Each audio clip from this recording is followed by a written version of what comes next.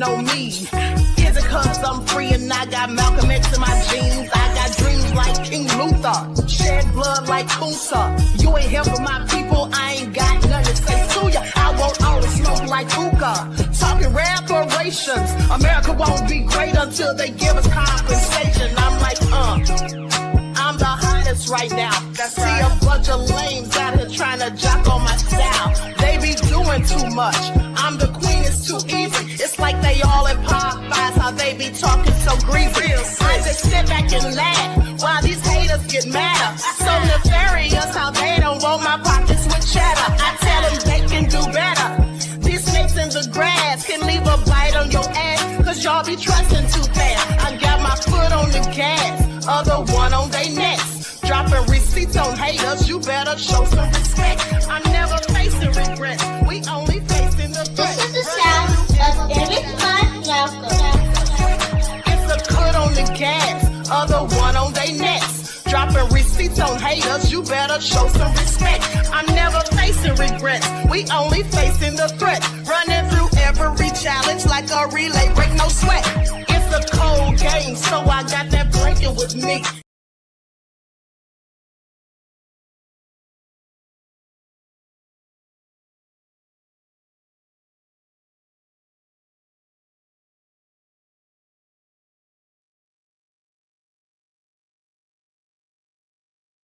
All right. Sorry about that, everyone. Sometimes I have technical difficulties and have to reload or refresh the screen. Okay, so that's what I just had to do.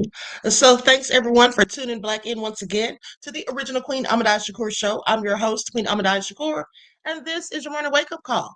So as you're coming in, please feel free to go ahead and subscribe to the channel if you haven't done so already. Be sure to click that notification bell and click the word all so you're notified each time the Queen Goddess goes live. All right, so hello, Pearly, Claudette, Jeff ATL, okay, W of Israel is here, Perplex, D Major, Nessa G.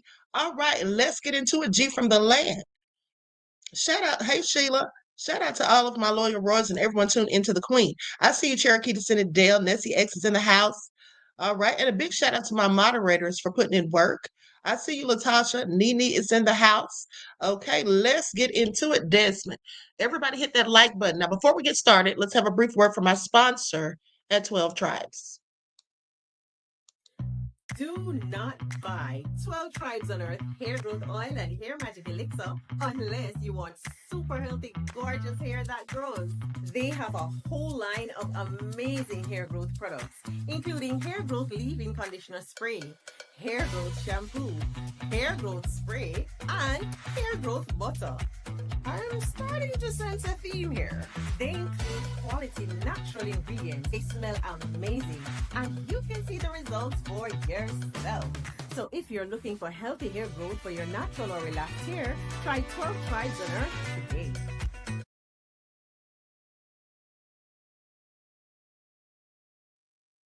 Okay, so don't forget you can purchase 12 Tribes hair oil at Etsy.com. Just look for Lisa Crafts. You can also find it at Walmart.com. And she also sells beard oil.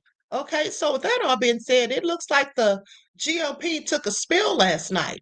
Okay, looks like they lost.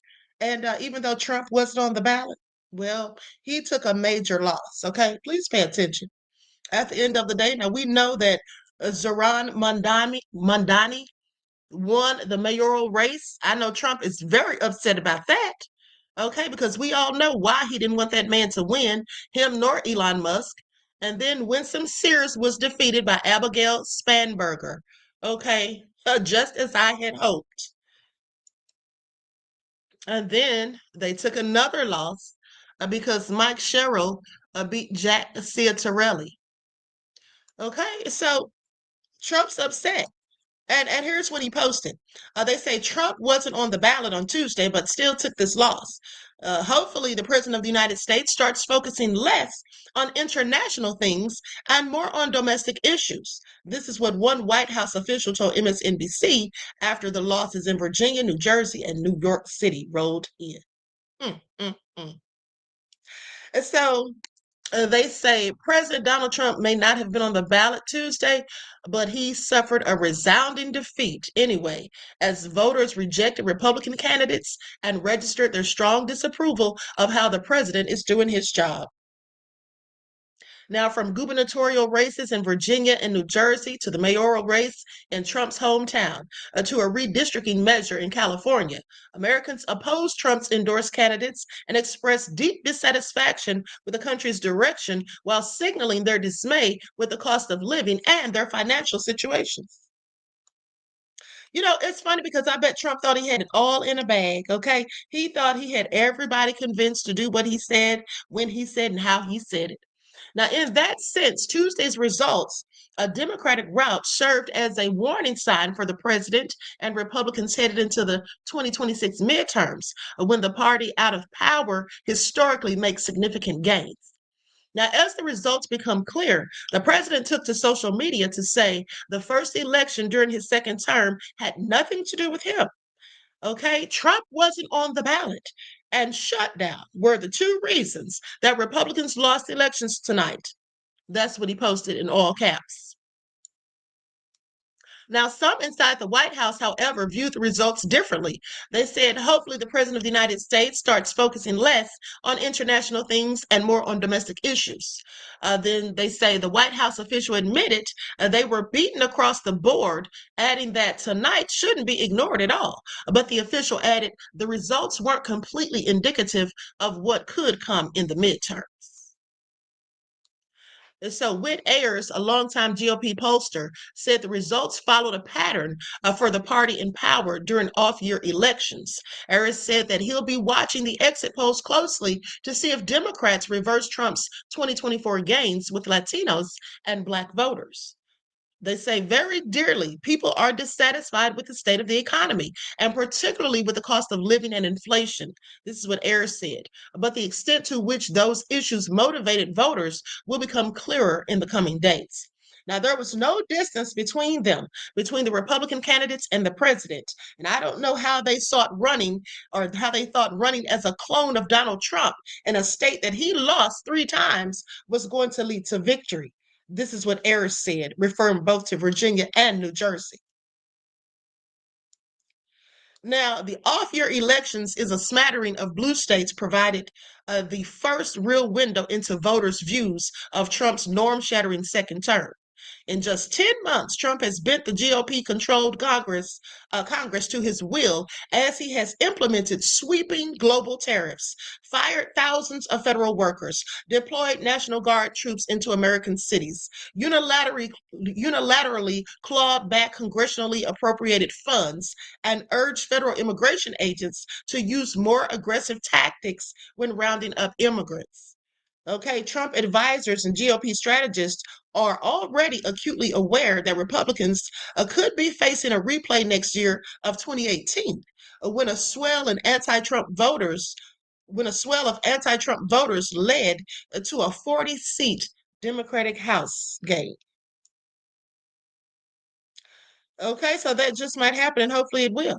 Now, Trump sounded off his social media platform throughout the day and night, pleading repeatedly with Senate Republicans to nuke the legislative filibuster so he can push through his wish list without having to engage in bipartisan negotiations with Democrats, saying the Democrats are far more likely to win the midterms and the next presidential election if we don't do the termination of the filibuster.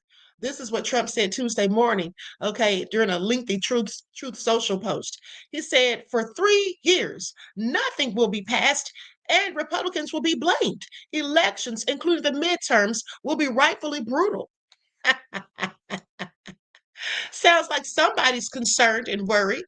Okay, once the results rolled in on Tuesday night, Chris LaCivita, campaign co-manager for Trump's 2024 bid, downplayed the Virginia election results and took a swipe at the losing GOP candidate, Winsome Earl Sears, posting on X that a bad candidate and bad campaign have consequences. Okay, the Virginia governor's race is an example, number one.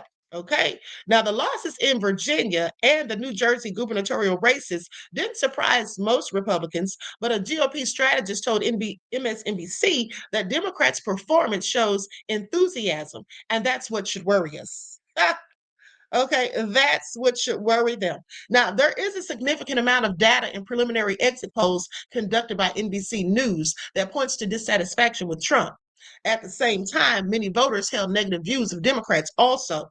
Now, the majority of voters in Virginia and New Jersey disapproved of the way Trump is doing his job, according to early exit polls. In New York City, where Zohran Mamdani won the mayoral race, just 29% of voters approved of Trump's performance in office. In California, where voters backed a ballot measure aimed at adding Democratic seats to the House, approval for Trump stood at 36%, according to exit polls.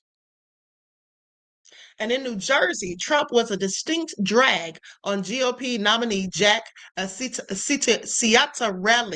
Okay, I know I'm saying that man's name wrong. Okay, who lost to Democratic Representative uh, Mikey Sherrill. Now, 38% of voters said they cast their ballot in the gubernatorial race to oppose Trump. Okay, that's according to the exit polls. They say although 47% said the president had no effect on their choice. Now, a similar dynamic played out in Virginia, where Democratic Representative Abigail Spanberger, who first won her House seat in 2018 in the Democratic wave, bested Republican Winsome Earl Sears.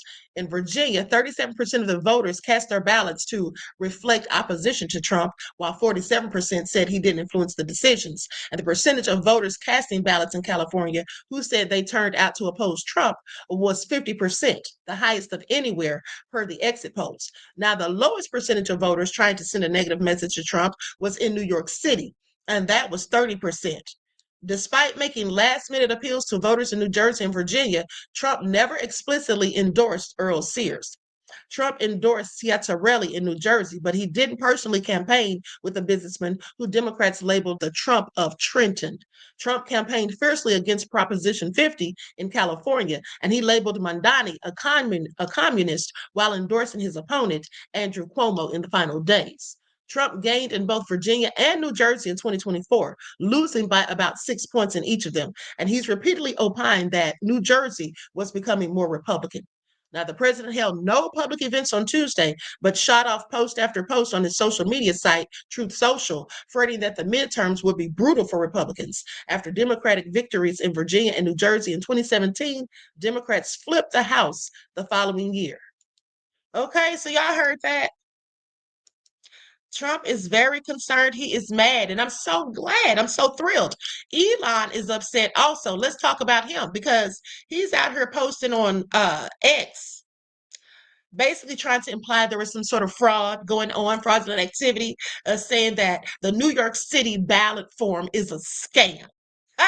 That's what he said. Let's go to it because I assure you it isn't a scam, as I explained to you all on last night. If you missed the video, go back and watch. But I told you all, this is common, okay, for candidates' names to appear on the ballot more than once because you could be appearing as a Republican, an independent, or whatever. So you may be listed multiple times. And this is what Elon's complaining about. Okay, he says the New York City ballot form is a scam. No ID is required. Other mayoral candidates appear twice. Cuomo's name is last in bottom right. Okay. And he's just sitting there crying. And I told him, I said, look at poor little Elon crying about a ballot scam. This is common, and this is common. And Trump's name appeared twice too. And so did Kamala's, Elon, shaking my damn head. Okay, because here it is right here. As you can clearly see, okay, they had Kamala and Trump's. You all may not be able to see it because of the print, but I assure you that Kamala and Donald Trump's names were on there more than once. Okay. There's Trump, he's both B and C, and Kamala is both A and D. So Elon is just a sore loser. And I'm sure he knows that that's the way it's always been. Okay. And it's not just there, it's in a few other states as well. Okay. Where the names appear on there more than once. All right. Now, so with that all being said, let's go to Mamdani because he was on Good Morning America. He was on Good Morning America this morning. So let's get it. Likes up, everyone, please like and share. Ooh, I know Trump is so mad. I absolutely am here for all of it. He is probably crying in the Oval Office right now because he knows it's a wrap. Okay, everything that he was wishing for and hoping for is crumbling right before his eyes. Please pay attention. And his own party, and here's something else I want to remind you of. His own party is turning on him. Okay, I'm starting to see cracks. Okay, there's some cracks in the Republican Party because, first of all, we know that they're fed up with Trump, many of them. Okay, they've been speaking out. Marjorie Taylor Greene has taken a stance against him. We're going to get into why she's really mad at Trump in a minute. But not only that, Thomas Massey wants those Epstein files released. He's been talking about that. Then Josh Hawley dragged the entire party for not having a health care plan. Okay. And I told you all the other day that I was shocked and surprised that Hawley was going in on them as well. Okay, so now let's go to this report. Likes up, everyone, please. Like and share. Thank you in advance. Zoran Mamdani, congratulations. Thanks for coming in. Thank you very much for having me. You broke a lot of new ground last night. First Muslim mayor of New York, first Democratic Socialist, first mayor to win more than 1 million votes in, 3 decades, youngest mayor in more than a century. So what is the message and the mandate behind that? The message is about transforming the most expensive city in the United States of America into one that's affordable for each and every New Yorker. And what New Yorkers across the 5 boroughs gave us last night was a mandate to pursue the most ambitious affordability agenda the city has seen since the days of Fiorello LaGuardia. And it's time that we start to deliver it. Well, let's dig into that, because you're talking about a rent freeze, you're talking about free buses, you're talking about free childcare. Can you do that without raising taxes? I think you can do that, and I think you have to raise taxes on the top 1% of New Yorkers who make more than $1 million a year, and you do that by raising taxes by them 2%.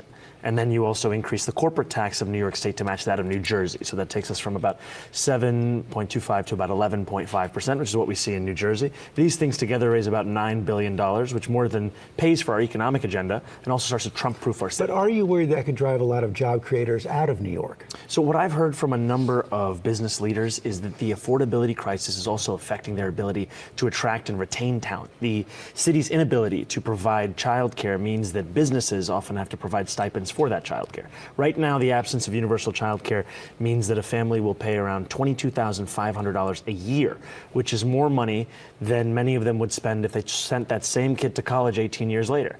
And it is time for city government to actually step up to the responsibility that it has. Not just the city government, that kind of a tax increase is going to require the state as well, including the governor, Kathy Hochul. Is she on board? You know, I'm proud to have Governor Kathy Hochul's endorsement and the endorsement of our agenda, specifically universal childcare. And I've said time and again, I think these are the two most direct and straightforward ways to raise this revenue. If there are other ways to raise this funds, the most important thing is that we actually fund this agenda. You said that President Trump was watching you last night. It appears that he was watching you. And it also appears that he and other Republicans are trying to make you the poster boy of the Democratic Party. Mike Johnson, the Speaker of the House, calls you a true extremist and a Marxist. And he says now every House Democrat incumbent and candidate will co-own Mamdani's disastrous record in the 2026 midterms. How do you respond to that? Well, I'm looking forward to showing the power of an example here in New York City, an example of what it means to not just diagnose the despair in working people's lives as the cost of living crisis, but to deliver on it. And that's the contrast between myself and President Trump. He's someone who ran an entire presidential campaign on the promise of cheaper groceries and is now, as the president, making it harder for Americans to afford those groceries by cutting SNAP benefits. You worried he's going to crack down on New York City, maybe even do what he's done and tried to do in Portland and other cities, call the National Guard in? You know, I think that his threats are inevitable. I also know that it's time we actually call this for what it is. This has nothing to do with safety. It has to do with intimidation. If it was safety, President Trump would be threatening to deploy the National Guard to the top 10 states of crime, 8 out of which are all Republican-led, but because of that party, he won't actually be doing so. So you say you won't be intimidated. How do you stand up to it? I think there's a number of ways. The first thing is you actually utilize the courts. You stop treating things as being law just by virtue of the fact that President Trump is saying them. You can look at the example of California, where you find the Attorney General, the governor, and the mayor of LA coming together, filing a lawsuit in opposition to the deployment of the National Guard. A federal judge found in their favor, and the Attorney General estimated that for every dollar they spent, they recovered more than $30,000 in funds that would have otherwise been seized by the federal government. How about crime? Have you convinced Commissioner Tisch to stay on the police commissioner? You know, I've made my decision to retain Commissioner Tisch, and I've done so because Eric Adams had stacked the upper echelons of the NYPD with incompetence and corruption. She came in, started to tackle that, deliver accountability, and reduce crime across the 5 boroughs. That is what we would build upon under a Mamdani administration, in addition to creating a Department of Community Safety to tackle the mental health and homelessness crisis head on. You've made your decision. Has she made hers? I am looking forward to continue to having conversations with her and to assembling a government of the best and the brightest to deliver on this agenda. You know, last night you also said you wanted to reach out to New Yorkers who didn't vote for you. Probably highest on that list is Jewish New Yorkers. It looks like there was about a 30-point gap, according to the exit polls, between you and former Governor Cuomo. How do you convince those voters that your vision of New York includes them and your victory is not a threat to them? You know, I was on the M57 not too long ago, which is the slowest bus in New York City, 4.9 miles an hour. And I was seated next to a woman who introduced herself to me as a speech therapist. And she told me that she was Jewish, and she said that her daughter is a huge fan in phone banks from college and that she wasn't so sure. And I asked her to share, and she shared her thoughts about what it also means to be Jewish in New York City today and the scourge of anti-Semitism that often worries her, that she was trying to sell her apartment. A realtor told her to put away, in her words, the Jewish books on her bookshelf. And I told her that this was unacceptable, that we were fighting for a city that didn't just protect Jewish New Yorkers, but celebrated and cherished those same New Yorkers. And I'm looking forward to being the mayor for every single person that calls the city home and showing that my job is not to remake City Hall in my image, but rather in the image of struggling New Yorkers. And that means New Yorkers will find themselves and their struggles in people who have decision-making power across my administration. You said a lot of that during the campaign, but it didn't seem to work with this group of voters. What more can you do now? Well, I think there are a lot of voters for whom the trust comes from the actions that you actually take. Many have, have understandably been disappointed by politics and the promises that have been made by many before me. Now my opportunity is actually to deliver as the next mayor of the city. I was struck by a tweet that came out last night on X from Bill Ackman, who was one of your biggest opponents in the campaign. Billionaire, spent a lot of money trying to defeat you, but he did congratulate you and say he wants you to call on him to help New York. What are you going to call on him to do? Well, I appreciated his words, and I think what I find is that there is a needed commitment from leaders of the city to speak and work with anyone who is committed to lowering the cost of living in the city, and that's something that I will fulfill. Thanks for coming in this morning. Thank you so much.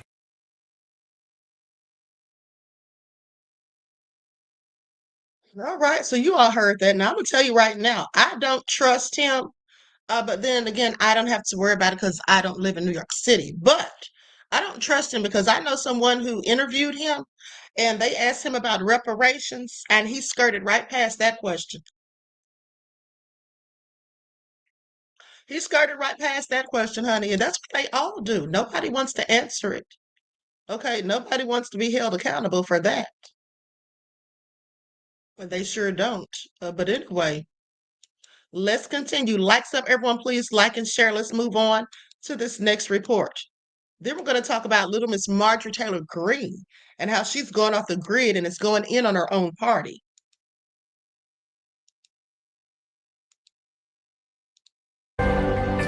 Democratic candidate Zohran Mamdani has been elected to be New York's next mayor. The 34-year-old defeated independent candidate and former New York State Governor Andrew Cuomo and Republican candidate Curtis Sliwa. Mamdani will be the city's first Muslim mayor after overcoming long odds against the favored Cuomo in the Democratic primary race this summer. Well, Kristen Salumi is live for us at Zohran Mamdani's headquarters in New York. So a historic vote in many ways, Kristen. Tell us more.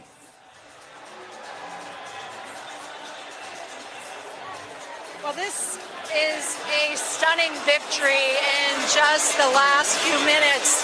The race has been called for Zohran Mamdani, who started as a relatively unknown junior lawmaker, a state lawmaker here in New York, who met voters on the street, literally walking from one end of New York to the other to engage voters.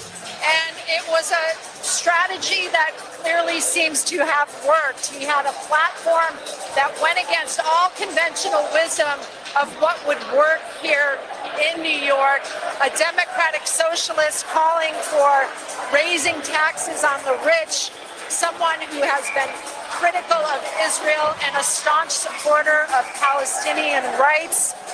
He still managed to energize voters, especially young voters, and we're seeing a lot of them here at his headquarters tonight. When the news came out that Mamdani was winning the race, they broke out into cheers, waving flags and signs and dancing behind me on the floor here.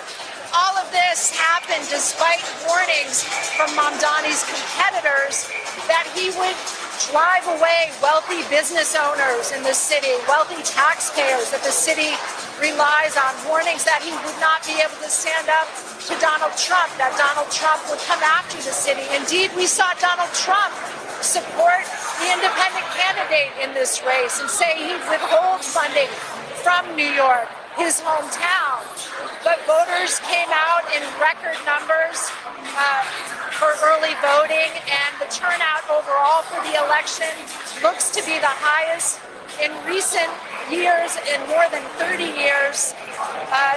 Clearly a very energized and engaged electorate, and a signal, I think, of a changing generation, a new generation of voters coming to the fore and making their voices heard. Right, and you certainly can hear their voices behind you there. It seems quite noisy. But what does his win say, Kristen, about the state of affairs if you're a New York resident these days, and perhaps the challenges ahead for Mamdani?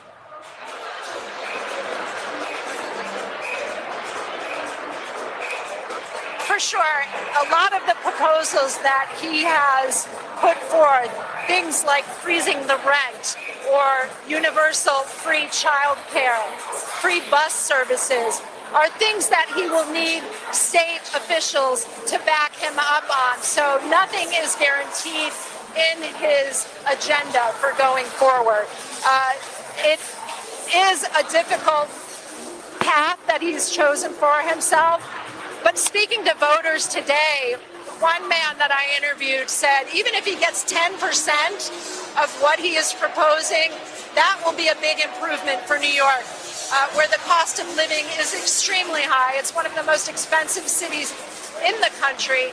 And so his talk about making the city more affordable really resonated with voters. And now it's on him to try to make those promises a reality. But as I said, he will need support from state lawmakers and the governor.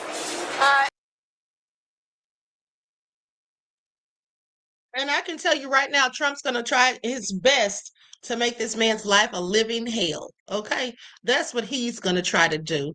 Make no mistake. All right? Make no mistake. Now, with that all being said, in the months since, Trump has repeatedly returned to the Mamdani well, labeling him a little communist, calling him my little communist in interviews and remarks from the White House, while threatening to withhold funding to the city if Mamdani was to win on Tuesday.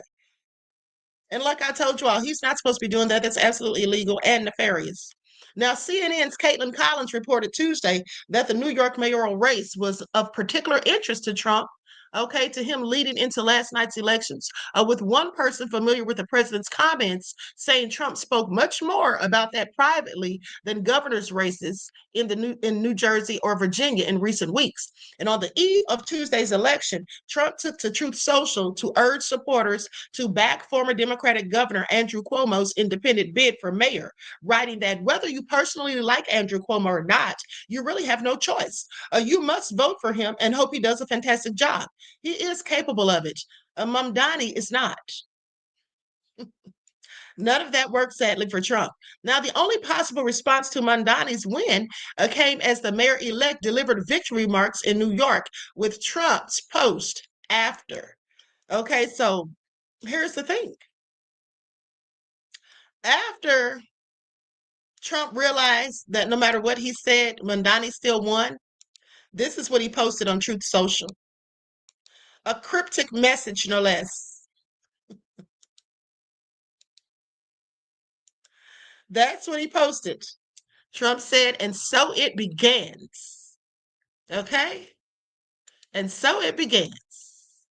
Don't ask me what he meant by that. It looks like the ish is hitting the fan, though. Now, with that all being said, let's talk about Abigail Spanberger. Okay, current Virginia Governor Glenn Youngkin, a Republican, has today congratulated Democrat Abigail Spanberger, who was elected as Virginia's next governor and will become the state's first female chief executive.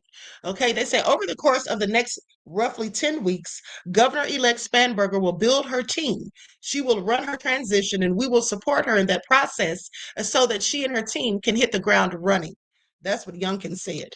Youngkin thanked the state's election team and praised the legislature for running an accurate and transparent elections process. He acknowledged the ongoing federal government shutdown, saying it is a big challenge, okay, for 330,000 federal workers in the Commonwealth.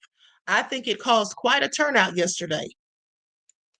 Now, the governor also thanked his Republican Lieutenant Governor, Winsome Earl Sears, Spanberger's defeated opponent, as well as Republicans John Reed and current Attorney General Jason Miyares, okay, who were defeated by their Democratic opponents also last night. He said, I want to thank Winsome and Jason for their partnership during this incredible 3-year and 10-month journey, okay, with 2 more to go in order to finish strong. So with that all being said, Democratic governor-elect Mickey Sherrill said her drumbeat on cost of living issues and arguments about Trump's mismanagement of the economy carried her to victory in New Jersey, predicting Democrats running in 2026 will need to adopt a similar playbook, she says. She says, I heard again and again, it's just too expensive. So I focus on those key issues. Okay, that's what she said in an interview with CNN's John Berman. As we saw Trump start to really take apart the economy of the United States and that impact on New Jersey with tariffs that were putting small businesses out of business with the one big beautiful bill, which was threatening everyone's health care, and now the threat to the Gateway Tunnel. We've seen, we saw voters shift as well to concerns about the national economy. I said from day one, I was taking this on. I'm declaring a state of emergency on energy cost. I'm going to quickly move to address those key issues, but at the same time, forcefully push back against those economic hits that we're seeing coming from Washington. Cheryl said governors will have a big role to play in the coming months, saying their positions are more important than ever right now. Okay, no lies detected. She's absolutely right. Because Trump is just ripping things apart. Now let's talk about Marjorie Taylor Greene. Okay, and by the way, like I told you all on yesterday, this is now the longest running shutdown in the United States history. Okay. Where do I want to go? Here it is right here. Hold on. So Marjorie Taylor Greene was on The View, and she was just going in on her own party. Okay, I'm going to pull this up. Likes up, everyone, please. Like and share. Thank you in advance. Here we go. Now I'm going to use an overlay so I don't have any copyright issues.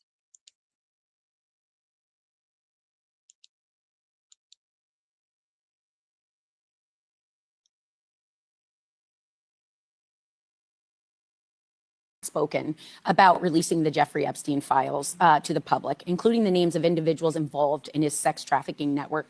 Now, Democrats have been calling for that too, along with some of the other Republicans, but most of your party is pushing back and stalling. Why do you think that is? Because if President Trump is not implicated in there, what is exactly being protected here? I have no idea, but it seems like very rich and powerful men are being protected. And I will sign anybody's resolution, and I'll get on board with anyone's push to release those files, because this is about women, especially when they were teenagers, were victims of rape and sexual abuse by Jeffrey Epstein. And according to the victims, there's a list of men that they haven't released yet. They are afraid of lawsuits. They're afraid of it. And I said I would read the list for them on the House floor because I have speech and debate protection there. However, I also think that this is about all victims of human trafficking, children that are being molested or raped, any men and women that are held in some sort of sexual abuse situation. What does our government say to them if the government will not release the information on the most famous convicted pedophile in history? What is that message back? And I think it's horrendous. And then, you know what else? This has been a failure across administrations. It's not just this one. It was the Biden administration, then the Trump administration, then the Obama administration. It should have, all across, spanning this history, should have been released. And there's clearly powerful people are being The protected. only one who really is caught is a woman on this, is Ghislaine Maxwell. Right. What does that say? The irony of that, yeah. But they say she's a monster, though. Yeah. She's a monster. Yeah, she is. They hate her. Comes in all genders. They hate her. Yes. Yep. You've been outspoken about. Okay, now let's go to this next clip. And then we're going to get into why Marjorie Taylor Greene is actually saying all these things. That I just can't get over is we're not working right now. And I put that criticism directly on the Speaker of the House. And healthcare costs have risen and risen and risen and risen. But I'm going to pick on Republicans. Republicans never fixed it. I yelled at Mike Johnson last week on our GOP conference call. By the way, I'm missing the call today. It's going on right now. And I hope that Mike Johnson is finally giving a single health care policy because the country deserves it. I think that all of us right here are doing a great job of exchanging our ideas and things that we believe in, and we're doing it in a very professional and kind way. And in my opinion, I think we need more of that in America. I really do. And a lot of people wanted me to come on the show and say nasty things and you know, all of us to fight. They wanted all of us to fight. Thank you for not doing that. Oh my goodness.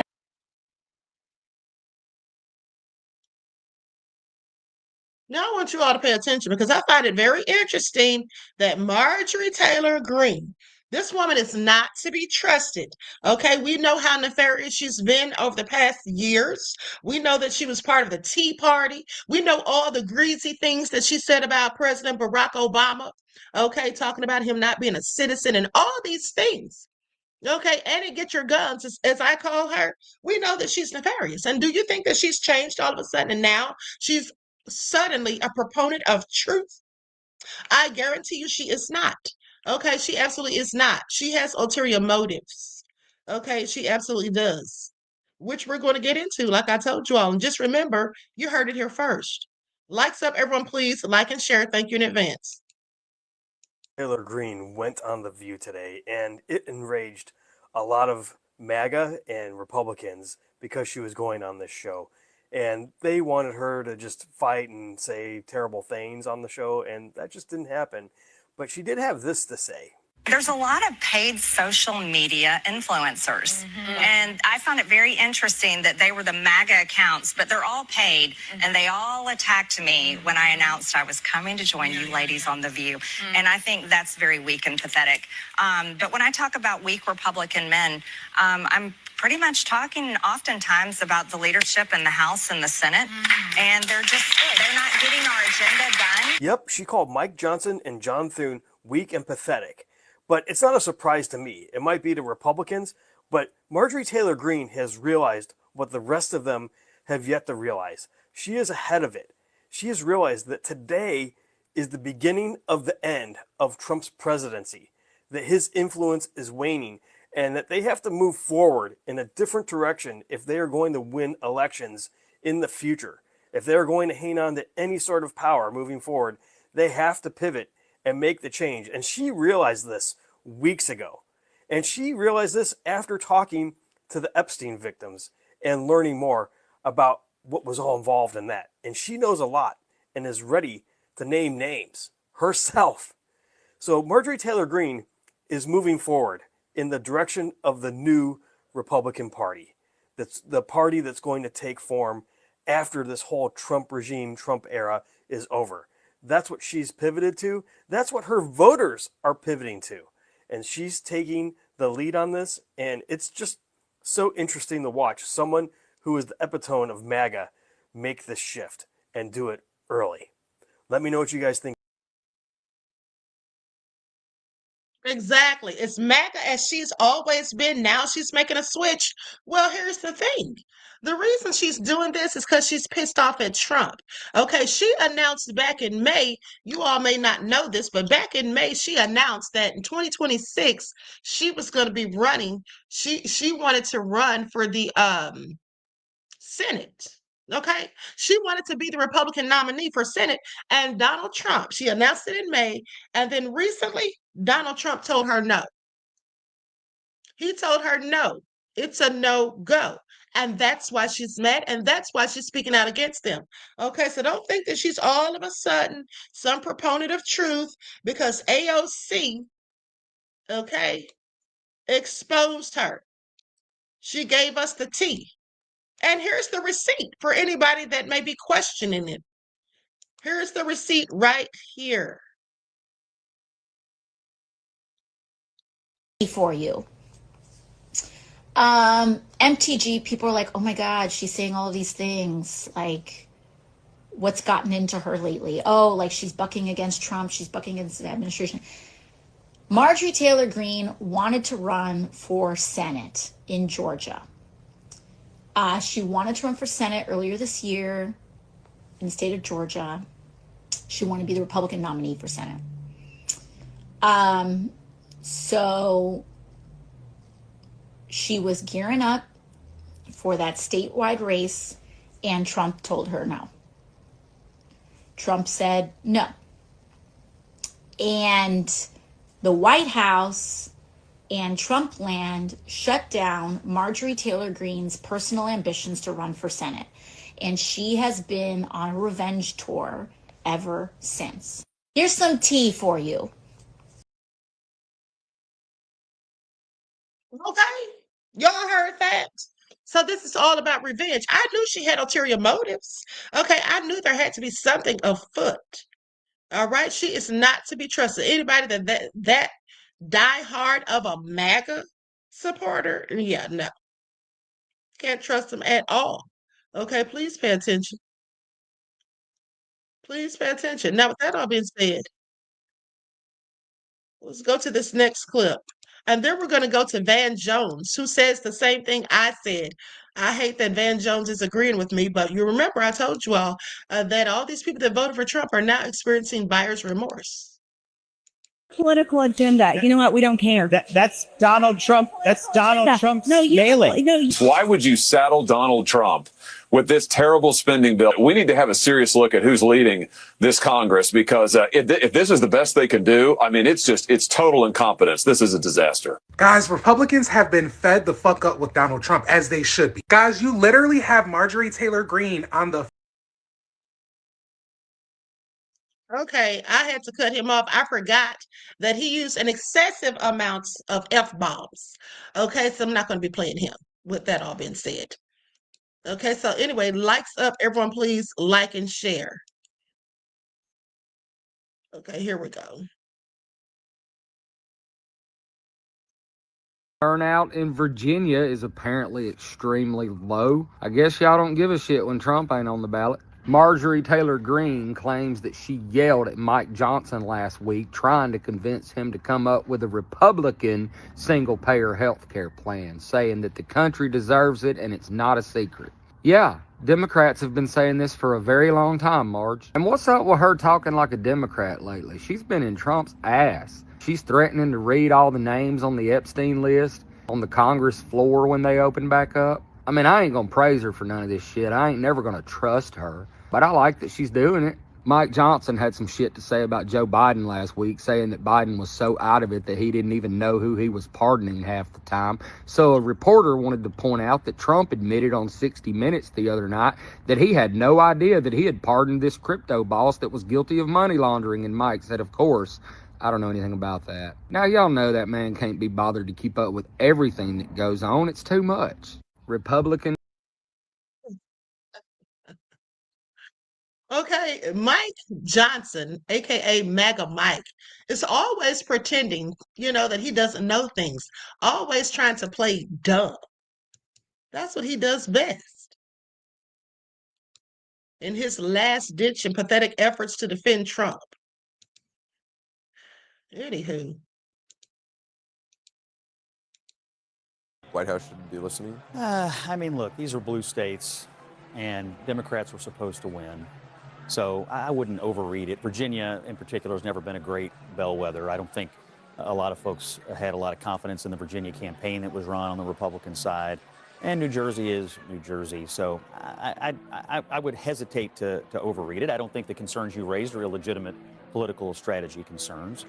I think Just want to offer condolences to Chuck Schumer. Honestly, what I'm reading here in New York City is that AOC is going to be the next senator from New York after she gets done whooping his rear end in the 2028 Democratic primary. And for his Senate races in 2026, I see the energy in the Democratic Party tonight behind a socialist, and I see the energy in Virginia, Democrats looking the other way on a violent candidate for Attorney General who says he wants to murder Republicans and their children. If you think you're getting rid of Graham Plattner in Maine now, think again. This is a terrible night for national Democratic image, given what is happening inside their party. Mamdani is an avowed socialist. It's not what people say that he is, it's what he says that he is. He's now the leader of their party. That's their energy, and Chuck Schumer's He's the leader of the Democratic Party?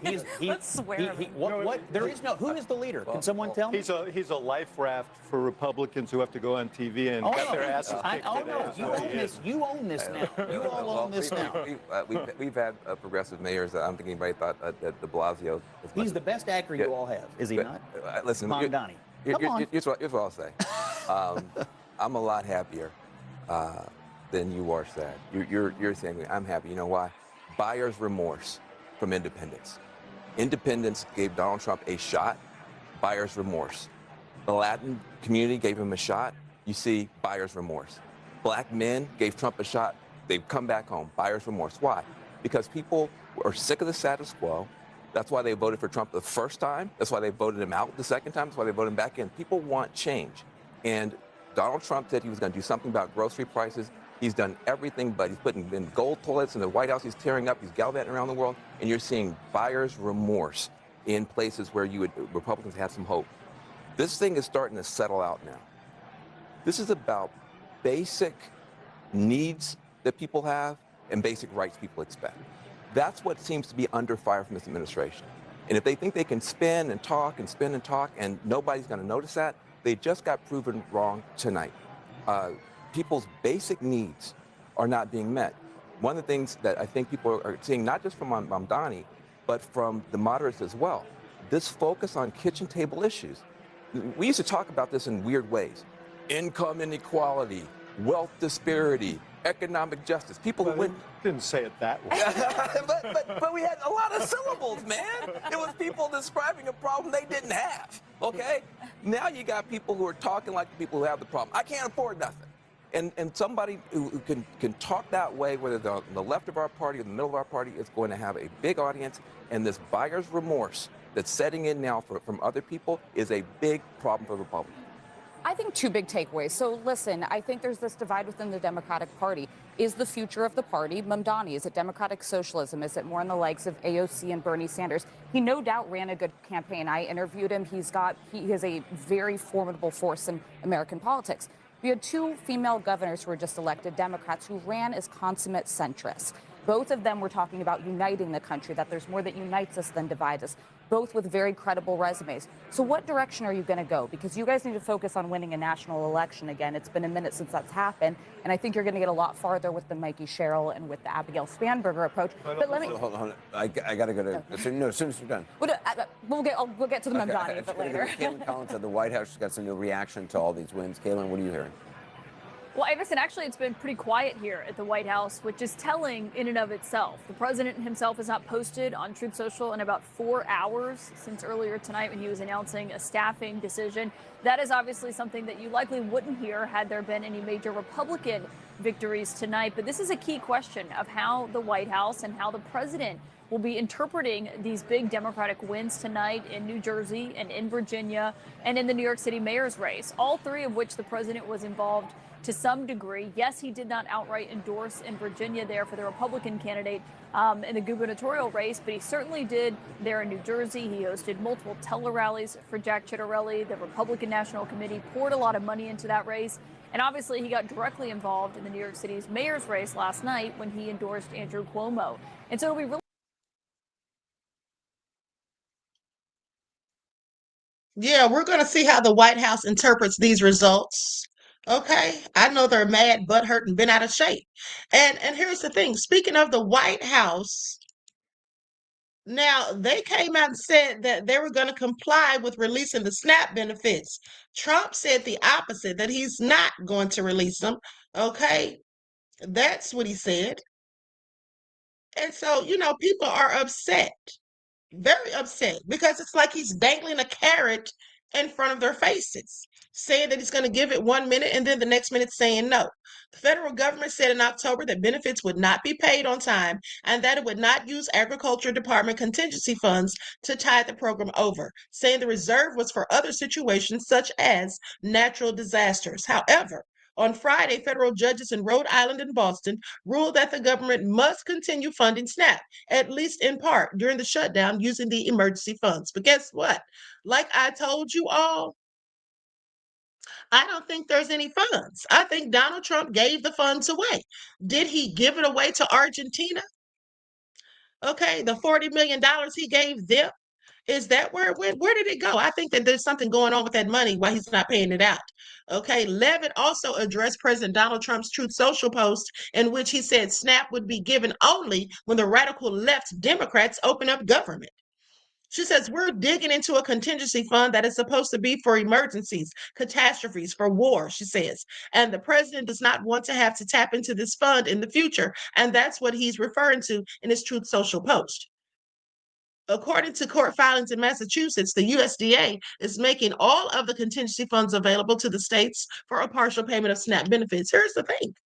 So Trump is trying to hold on to these, according to him, and according to Levitt, he's trying to hold on to the contingency fund in case there's a natural disaster or some other kind of emergency in the future. But right now in the present, people need food. So which is more important? Okay, is he going to hold on to it for something that may or may not happen or for what's happening right now? This doesn't even make any sense. This is how you know Trump's a whole fool. Okay, really, in real life, he's using this as leverage against the Democrats, like I told you all. Okay, that's what he's doing. Now, they're talking about they're going to comply, but then they didn't. So let's see what people have to say about that. So here's the thing, too, I forgot to tell you all. This is another thing that Marjorie Taylor Greene posted. Okay, because like I said, she's going in on them because she wants revenge. She's upset that Trump told her no. But here's what she posted. For my Republican colleagues in the House and Senate, if we're going to release ethics reports and rip apart our own that Trump has appointed, then put it all out there for the American people to see. Okay, and then someone says, you realize he's releasing the Epstein list, right? She says, yes, all the ethics reports and claims, including the one I filed, all your sexual harassment and assault claims that were secretly settled, paid off victims with taxpayer money, the entire Jeffrey Epstein files, tapes, recordings, witness interviews, but not just those. There's more. Epstein isn't the only asset. If we're going to dance, let's all dance in the harbor. Okay, did y'all see that? That's what she said. Marjorie Taylor Greene says they're all on the list. Okay, I just want y'all to pay attention. I find that very interesting. Honey, she is spilling all of the tea. And like the guy in the video said, I don't like her and I don't trust her, but I'm glad she's spilling it. Okay? I'm glad she's spilling it. Now let's go to what they're saying about Trump not releasing these darn benefits. Likes up, everyone, please like and share. Thank you in advance. Here we go.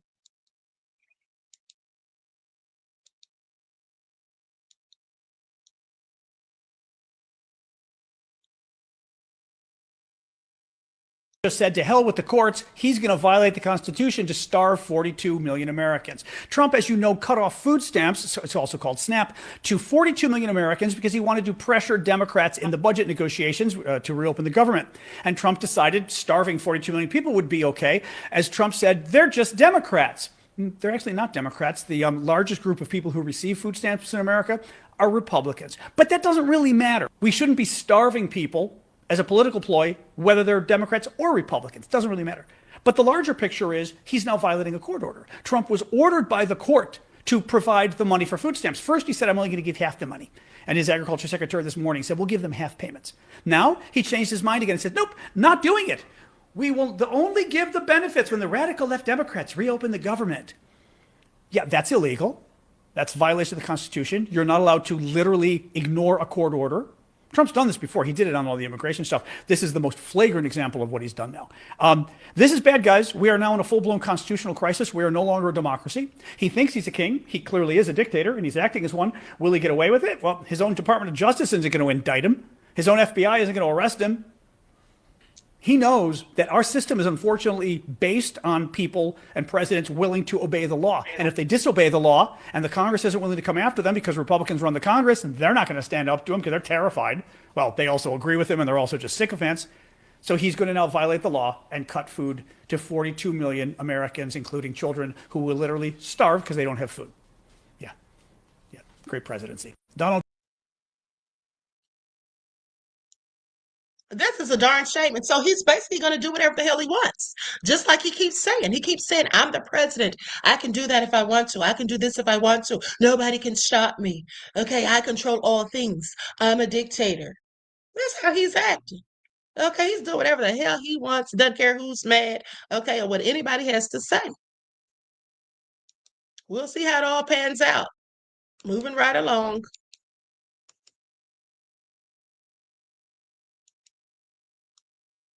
Pay the SNAP benefits because there's no money. There's no money because they spent it, or they took it, or they put it into something else. That contingency fund that was put together by the USDA, that was there in order to pay SNAP benefits to people in case of a government shutdown, which is exactly what's going on. The court ordered him he needed to pay out the SNAP benefits. 2 different courts ordered him. And after someone submitted paperwork saying they were going to start paying partial payments, Trump last night said, we're not paying anything. That money's gone. That money's not there. That's what's going on here. They don't have the money to pay for that, and they're not going to put it back. He's just going to openly defy court orders to test to see what will happen if he does. And when nothing happens, he will do it again. And he will do it again and again and again. Yeah. Absolutely. Okay, the courts are not going to save people. They're absolutely not. They're not going to do anything to Trump. He's just going to get away with it. And I find it also egregious and clearly nefarious. Okay, this is a whole mess. Like nobody is going to take him down. Nobody's going to put a stop to his reign of terror. Much for them partial payments, folks. I guess sometime in the last 24 hours, our felonious Fuhrer was told that even a half-full food stamp card had access to the Epstein files or something. You see, about an hour before I filmed this, the same Dick Weasel who spent his weekend doing a Great Gatsby-themed ball feasting with all his friends said if the Democrats didn't allow him to kill the Affordable Care Act and fork over the keys to the government, then American citizens can just fucking starve. You know what? I'm gonna stop walking for a second, sit on down, and explain this in a way I am sure you understand. The sitting president of the United States of America is going to starve his own people so that he and his pals in healthcare can make more profit. If that doesn't make you sick to your stomach, then I need you to understand that you are an anti-American, anti-humanitarian piece of shit. Now, with all of that said, and since folks still desperately need feeding, me and at this point about 50 of my friends have come together to form the Creator Coalition, and we are fundraising for Feeding America. If you have something to spare, please, for the love of fuck, find the link on my profile and send that shit. So far, we are up over like 180K. Can we close the gap on 200 today? Now, y'all have you a wonderful day, or at least the one you voted for or deserve. Do me one favor, keep the motherfucking boots out of your motherfucking mouth, and remember that the golden rule will always remain, yeehaw, fuck the law. DJ Big Six said he has a fake country accent. Honey, I don't think that was fake. It sounded authentic to me. Sounded authentic to me, beloved. Okay. Where that SNAP money at? Huh? You ain't hear me? I said, where that goddamn SNAP money at? Stop playing with us. Y'all need to pull Russell Volt's ugly ass back in front of Congress and let him explain where the fuck that money went to. How you gonna go, I ain't gonna give y'all no money, although the money's allocated to you, to we can't give you no money because of yah. So we gonna give you half the money to yah. And where's the other half? And you don't know where the motherfucking other half is? No, so. Okay, these people are mad. Do y'all hear it? They are cursing up a storm, honey. Okay, these people are upset. Trump is low down and dirty. He really doesn't care about these people. At the end of the day, he's trying to put pressure on the Democrats. Like I said, it's Trump's way or the highway. Okay, Miss Mississippi said the money is gone. Yeah, I believe it absolutely is. Okay, I believe it absolutely is, beloved. Trump spent that money a long time ago, probably sent it over to Argentina, like I told y'all days ago. Okay, days ago. And he's not going to replace it, more likely than not. D Major said, stay strong, Democrats. Okay. That's what we all need to do. We all need to stay strong. Okay. Because we're going through hell and high water right now, and it doesn't look like it's getting any better. Okay. So everybody better be prayed up. All right. But that all being said, let's talk about this one more story before I roll out of here. I almost forgot about this. Hold on. Let's get into it. Likes up. Everyone, please like and share. Thank you in advance.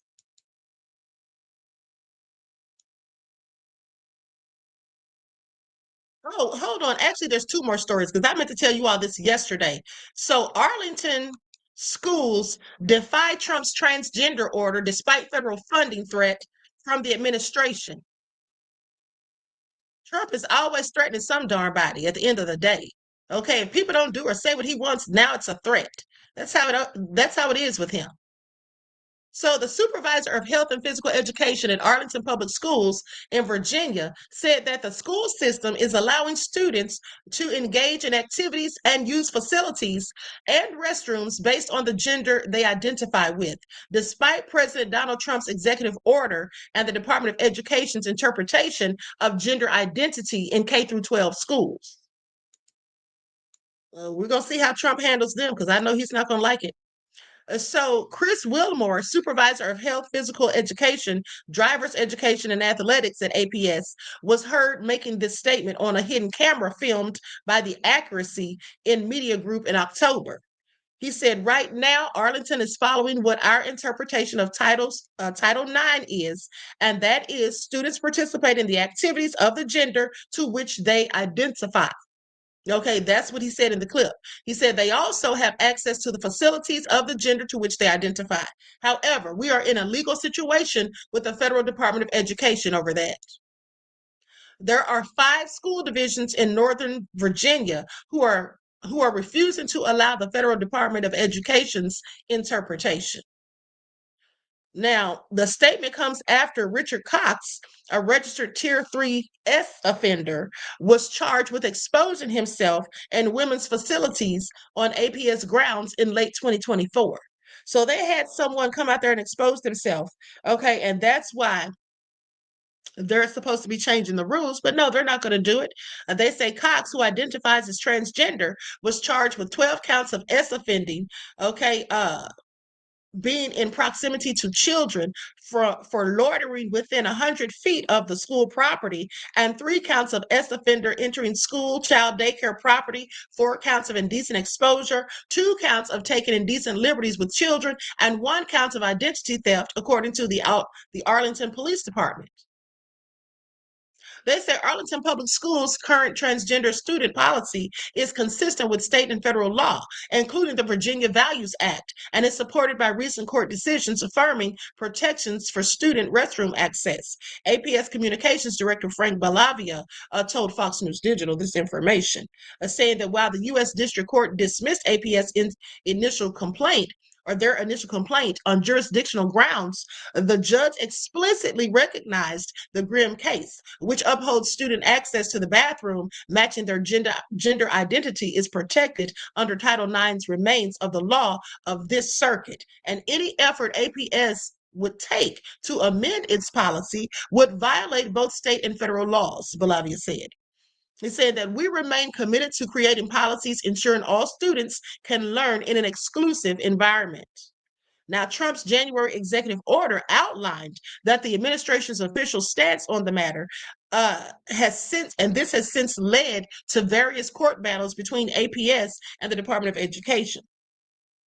Now, in August, APS filed suits in the U.S. District Court for the Eastern District of Virginia in the hopes of removing their high-risk designation that threatened their funding. In September, U.S. District Court Judge Rossi D. Alston Jr. dismissed the case, saying it was not under the court's jurisdiction and must be filed elsewhere. Alston also previously denied a request from APS that would prevent the freezing of federal funds while the case was ongoing, saying that across the country, IDEA leaks who deny the biological reality of sex have increasingly used legal and other socially coercive means to permit men to self-identify as women and gain access to intimate single sex spaces and activities designed for women, from women's domestic abuse shelters to women's workplace showers.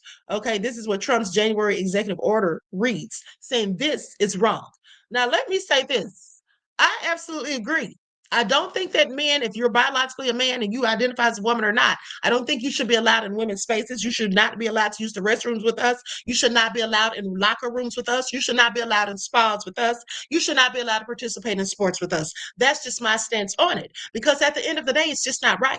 And they're taking into consideration how these people feel and don't want to disrespect them or make them feel, like they're not inclusive. But at the end of the day, what about the way women feel? Because I felt very uncomfortable when I was in the restroom in Kroger, and then some guy comes in there with a whole beard wearing a skirt and heels. I felt very uncomfortable. And also there has been instances, and we all know it because I've reported on it, where there have been men dressed as women, pretending to say they identify as transgender, only to go into these spaces and assault women. So it's very dangerous, and I don't think it needs to continue. But let me go on. So with that all being said, Fox News Digital reached out to Wilmore but did not receive a response. Okay, no surprise there. But what do you all think about that? What do you all think about that? I just don't like it. I feel like it's not fair to women. Okay, why should a biological man get preferential treatment over me? Okay, because that's how it feels. And I don't like it one bit. And I don't care who's mad, because I'm mad about it, period. Okay, I agree with everybody living the way they choose to live, but at the end of the day, when the way you choose to live impedes on me, I have a problem with that. Okay, I should not have to worry about some guy coming in the restroom where I'm at, or coming into a spa where women are and pulling out their, their cucumber. Okay, do y'all remember that spa that the people complained about? The guy came in there and was nude, saying he identifies as trans, and then there was a child in there, like a 13-year-old. What about the lady who was at the gym and there was a 12-year-old in the locker room waiting for her mother or whoever she was with, and there was a grown man in there shaving? And then when the woman complained about him being there, they terminated her membership. And just the other day, they did the same thing to a singer, this African singer. So yeah, I just don't agree with that. But that's just my stance on it. So everyone, please like and share. Now let's get into this last story, and then we're out of here until later. I'm pretty sure I'll be coming back. Okay, so if you don't receive notifications, just check the channel, okay? Or you can check my Twitter or my community tab. So this escaped lab monkey down in Mississippi, yeah, they had to put it out of its misery. Now, it always is surprising to me, or interesting, should I say, not surprising, but it's always interesting to me when they talk about these lab monkeys escaping. Because aren't y'all using these things, for gain of function? Aren't you using these things to test different viruses and bacteria and things? I would think that they would be as safe as possible and make sure that these things don't escape. Okay, putting, the community at risk. That's all I'm saying. How does this even happen? So first, can you say and spell your first and last name, please? Jessica Bond, Jessica Bond. Perfect. Nice to meet you, Ms. Jessica. Nice to meet you. I guess we'll start simple. What happened to you yesterday? Well, I was sleeping for the most part, and my son heard the dogs barking because I had told him the night before, Saturday night, that I was hearing noises in the bushes. And I told him that it was strange noises. And I said, y'all just don't go outside. I said, if you do, let me know. So I guess he was alert and he was aware about the noises. So when he heard the dogs barking, he looked out the window and he called me and said, "Mom, the dog's outside barking at something." So I said, "Well, see what it is." I was still in bed and I was getting out the bed trying to get my clothes. So he said, "Ma, it look like a monkey."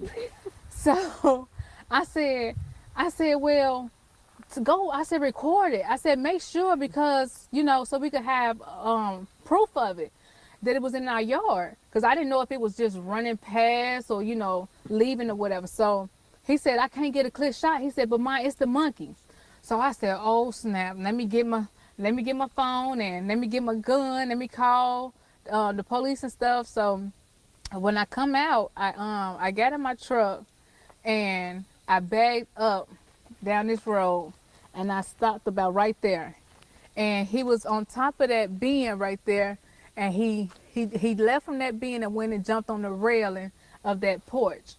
And I sat in my truck, and when I got out, I said, okay, you know, do I sit here and wait for it to run away, run to somebody else's yard? You know, I have a 3-year-old, and, you know, what if it come back out, you know, hide in the woods and come back out and try to attack her later on? And, you know, she can't defend herself from a wild monkey, and all it takes is a little scratch for her to, you know, develop something. And we don't know what these monkeys have, because one minute they have this, and then the next minute Tulane is saying they don't have anything to avoid lawsuits and stuff.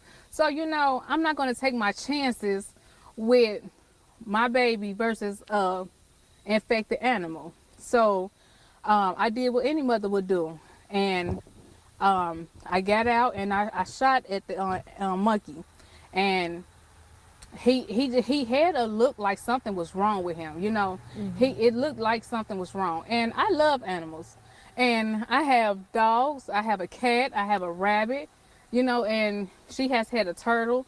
We love animals, so it's like not like I'm an animal killer, you know. I didn't want to just kill a thing, but I mean, it's my baby versus the animal, a dangerous animal at that, you know. No, I understand. Okay, so lucky for her, she was able to take out the, you know, dangerous monkey. No telling what kind of virus or bacteria it had.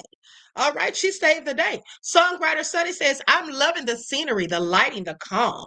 I love it too. It almost looks, it looks very picturesque and peaceful, okay, and tranquil. You're absolutely right, beloved. I noticed that too.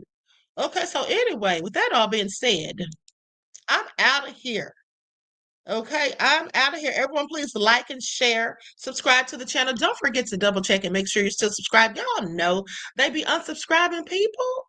Okay, they just want to let the queen be great. Okay, TC Dan said very calming. Yes, it absolutely was. Okay, she might be a farmer or something, honey.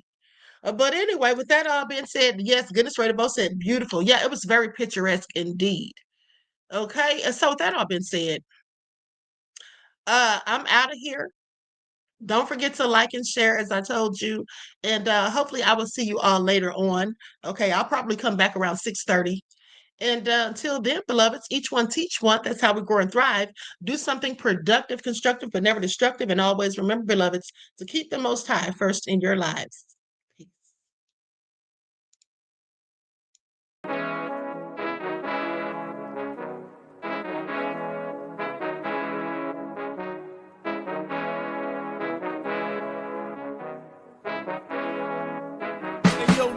Hit him with that flavor. All in my skin, God all in my blood. Kings all in my circle, you touch one of mine and you're done. They show no love for the queen, why you hating on me? Is it cause I'm free and I got Malcolm X in my jeans? I got dreams like King Luther, shed blood like Kunta. You ain't helping my people, I ain't got nothing to say to ya. I want all the smoke like hookah.